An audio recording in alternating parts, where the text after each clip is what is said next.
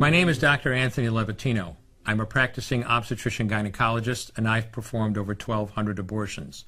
Today I'm going to describe a third trimester induced abortion, which is performed at 25 weeks to term. At this point, the baby is almost fully developed and viable, meaning he or she could survive outside the womb if the mother were to go into labor prematurely. Because the baby is so large and developed, this procedure takes 3 or 4 days to complete. On day 1, the abortionist uses a large needle to inject a drug called digoxin. Digoxin is generally used to treat heart problems, but a high enough dosage of digoxin will cause fatal cardiac arrest. The abortionist inserts the needle with the digoxin through the woman's abdomen or through her vagina and into the baby, targeting either the head, torso, or heart. The baby will feel it. Babies at this stage feel pain.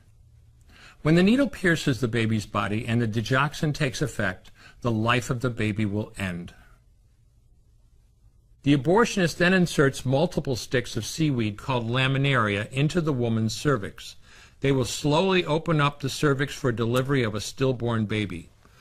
While the woman waits for the laminaria to dilate her cervix, she carries her dead baby inside of her for 2 to 3 days. On day 2, the abortionist replaces the laminaria and may perform a second ultrasound to ensure the baby is dead. If the child is still alive, he administers another lethal dose of digoxin.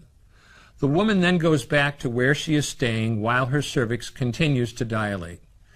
If she goes into labor and is unable to make it to the clinic in time, she will give birth at home or in a hotel. In this case, she may be advised to deliver her baby into a bathroom toilet. The abortionist then comes to remove the baby and clean up.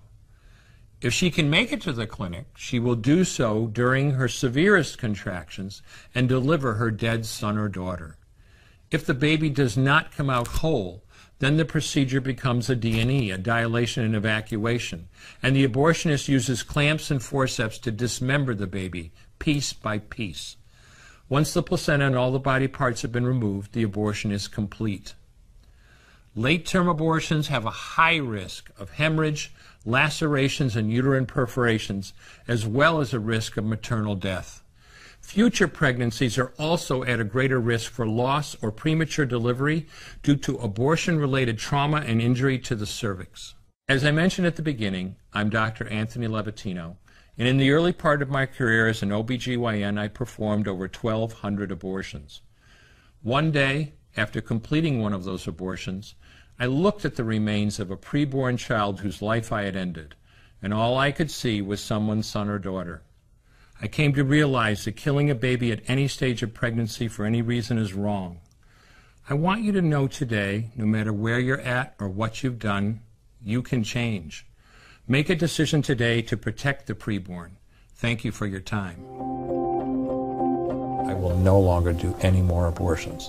When you finally figure out that killing a baby that big for money is wrong, that it doesn't take you too long to figure out it doesn't matter if the baby is this big or this big or this big or maybe even this big, it's all the same.